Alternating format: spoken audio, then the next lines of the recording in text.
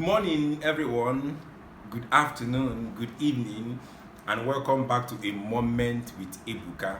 From wherever you're watching me from all around the world, I say welcome back. Today I want to share some striking thoughts with you, so important, about the new life you have received in Christ.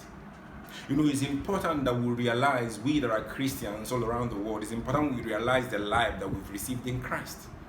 2 Corinthians 5:17 said, when a man be in Christ, he is a new creature. It says, all things are passed away. Behold, all things have become new. This is so important. I would to God will realize the true meaning of this scripture and what it represents. It says, when a man be in Christ, he's a new creature. All things are passed away. All things have become new. Now, it's like a newborn baby. It's like a mother, a pregnant mom, that is due for delivery, and she puts to bed. The moment she gives birth, we call the child newborn. Why? Because she just put to bed. The life of that baby just begins immediately the mom gives birth to her.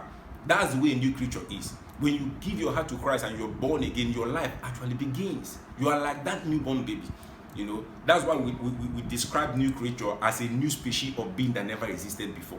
Let me say that again. A new creature is a new species of being that never existed before. It doesn't have a past. The same way that pregnant woman gives birth to a child and the child's life just begins. There's no past for that child. That's the way you are when you give your heart to Christ. You are a new creature that never is, a new species of being that never existed before. That's why the Bible says, all things are passed away. Behold, all things have become new. So it's important to realize this. And the moment, you realize this, you will know that a Christian has authority. A Christian has power.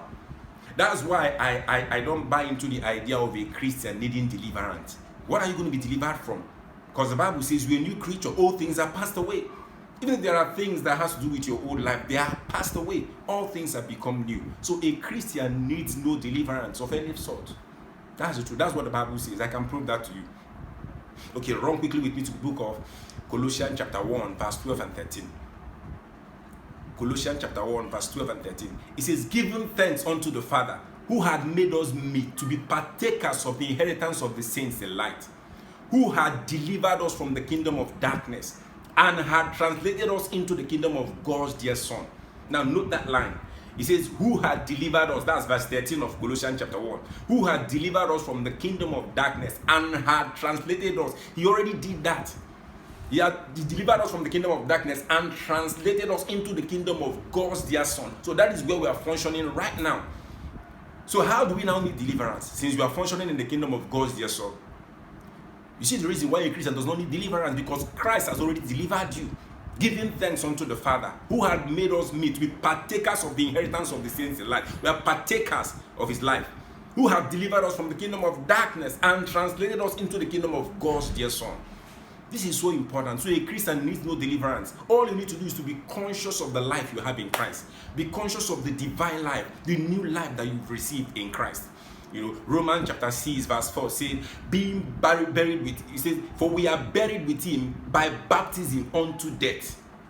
We are buried with him by baptism unto death. That as like Christ was raised from the dead, even so we also should walk in newness of life. This is what a Christian needs to do, to walk in the newness of life. Why? Because when Jesus died, we were buried with him by baptism into death. That's what Romans 6:4 tells us. That like as Christ was raised from the dead, even so we also should walk in the newness of life. Glory to God. This is so important and striking. So you need to realize this. All you need to do is to walk in the consciousness of the new life you've received in Christ. John tells us that as he is, so are we in this world. I think it's 1 John 4:17. So we are like Christ. We've received a new life. Walk in the consciousness of this life. You see, when you walk in the consciousness of this life, death will be far from you.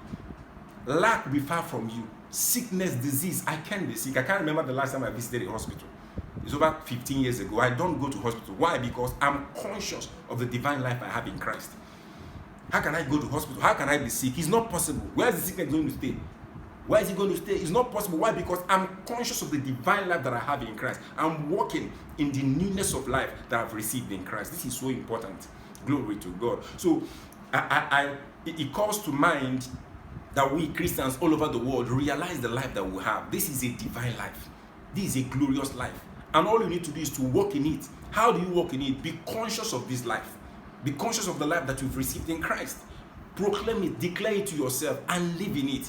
And you see yourself basking in the glory of this divine life. Glory to God. Now, lastly, Colossians chapter 3, from verse 1 to 3 says, if ye be risen with Christ, set your mind on things that are above, where Christ is seated at the right hand of God. So set your affection on things that are above.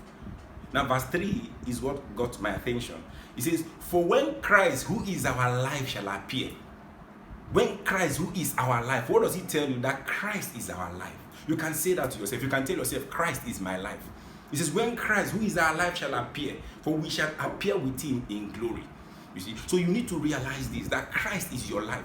Walk in the newness of life. Be conscious of the life that you've received in Christ. Remind yourself every morning. Look at yourself at the mirror and tell yourself, Christ is my life. When Christ is your life, you cannot suffer from depression. When Christ is your life, there won't be anything like high blood pressure, cancer, tumor. No. When Christ is your life and you're walking in the consciousness of this life, you see yourself living in glory, basking in strength every day by day. Glory to God. So meditate on these thoughts. Think about this. Meditate on them. Brood over these things and say it to yourself over and over again. You will see yourself living a higher life in Christ. Thank you very much for listening to me. And until I come your way again, God bless you.